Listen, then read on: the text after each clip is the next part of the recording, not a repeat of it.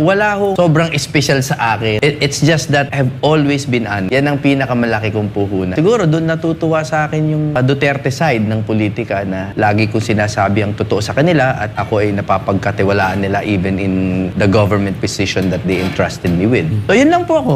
Simpleng tao. Hindi ako naniniwala.